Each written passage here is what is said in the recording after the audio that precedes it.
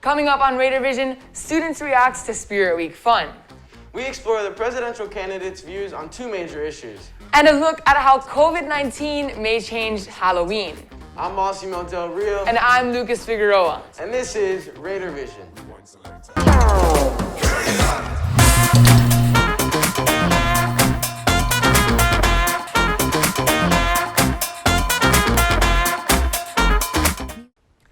Spirit Week started on Monday. Students at school and at home have been letting loose and dressing up. Here's Priya Alibi. I'm Priya Alibi for RaiderVision. The student government has decided to have a Spirit Week. So probably my favorite thing about Spirit Week this week has been seeing people dress up, obviously, but also the ease of the different kinds of days, right? So everybody has something blue and white. You can find a friend whether you're at home or not and dress up the same as them. Pajamas also for those folks at home, that's an easy one for them. So I feel like the ease of the days has been very positive and made it easier for people to dress up. I really like that Spirit Week gives students the opportunity to come together and dress up and kind of like incorporate their school spirit in their everyday, and I think it's super fun. We still have 2 more days of Spirit Week. Make sure to dress up and show school spirit. For RaiderVision, I'm Priya Alibi. The dance program just wrapped up their class project, Poetry in Motion, which showcased the connection between thoughts, words, and actions. The dancers were challenged to choreograph and perform a dance that physically represents ideas and feelings. Dance teacher Ms. Jerry Barreras discussed the nature of the project. And then improvisation, just allowing the body to move in whatever way it feels right with different pieces of music. And then taking that poetry and actually creating a dance. So it's one of my favorite projects during the entire year. Now let's go to Jaden Otar with sports. Thank you, Lucas. Talk about a great run by the boys golf team. They're heading to states for the 2nd year in a row. Junior Alexander Dalmau gives us the rundown on the team's success.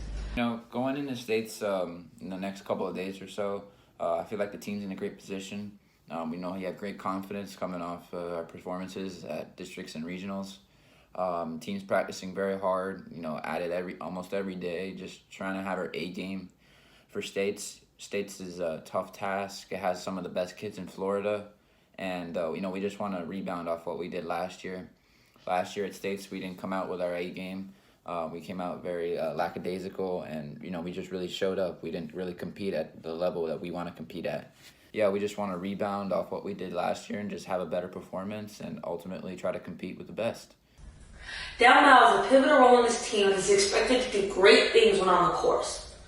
The girls' varsity bowling team competed against Archbishop McCarthy. They defeated them 5-2. Deshandra Perry rolled to 128 points. In other football news, rookie quarterback Tua Tagovailoa has been named QB1. He'll have a hard task and have to go against Aaron Donald and the Los Angeles Rams. Many can't wait to see how the new rookie quarterback from Alabama will perform and stack up against one of the better teams in the NFL. That's it for sports. Now with Mass. Election Day, November 3rd, is right around the corner. For more on the election and the viewpoints of both candidates, here's Lucas Figueroa. Thanks, Massimo. With the 2020 presidential election less than a week away, we asked the senior class what political issues mattered most to them. This year is kind of an odd year because of Corona.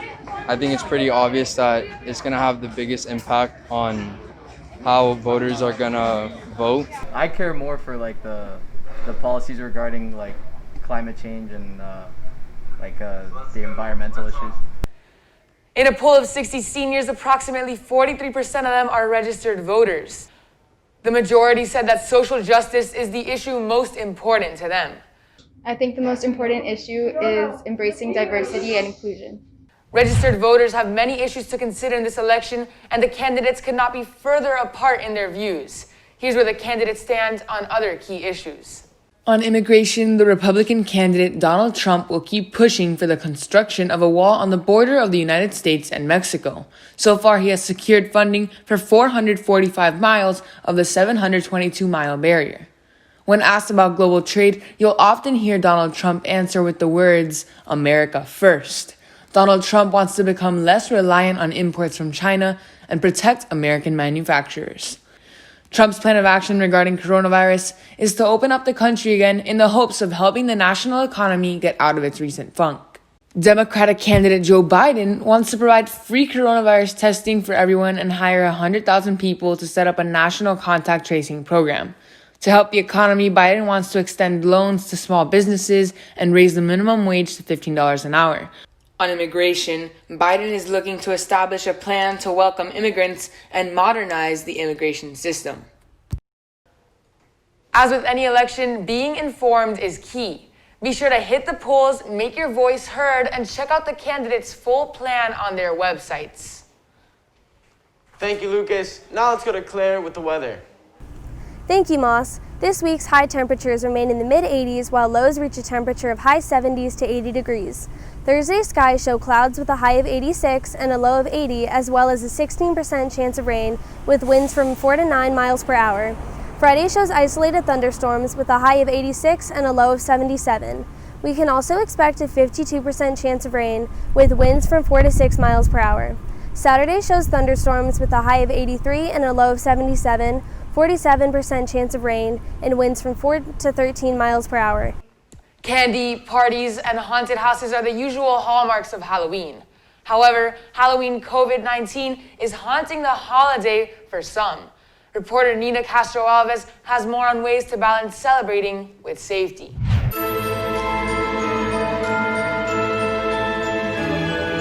Halloween is right around the corner, and with COVID restrictions in place, this year's holiday is going to be looking a little different.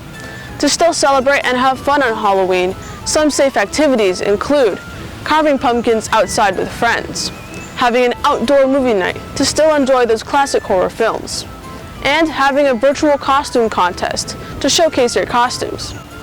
If you are trick-or-treating this year, make sure to use hand sanitizer in between stops. Instead of having all the candy in one bucket, spread out the candy evenly on a table to avoid the collection of germs. Traditional masks aren't sufficient, so make sure you use a proper mask. Feel free to decorate and incorporate it into your costume. The Village of Pinecrest is hosting 2 events this week leading up to Halloween. These include the Rocky Horror Picture Show and the Zombie Park Truck-or-Treat Drive-Thru. Daniel Alberti, the Parks and Rec Program and Event Coordinator for the Village of Pinecrest, helped set up these events in hopes to connect and excite the community in these troubling times. It won't be as, they're going to have a choice where they can choose for it to be scary or not scary, but we still wanted to put on something of good quality for them. And so, instead of doing the face-to-face, hand-to-hand event like we do every year at Evelyn Greer, we decided to come up with the drive-through trunk or treat here at Pinecrest Community Center. For more information, visit the Village of Pinecrest website. To avoid an increase of cases after holidays similar to that of July 4th or Labor Day, the CDC recommends you avoid all indoor costume parties and indoor haunted houses. For RaiderVision, I'm Nina Castro-Alves. Thank you for tuning in. I'm Lucas Figueroa. And I'm Massimo Del Rio. See you next time.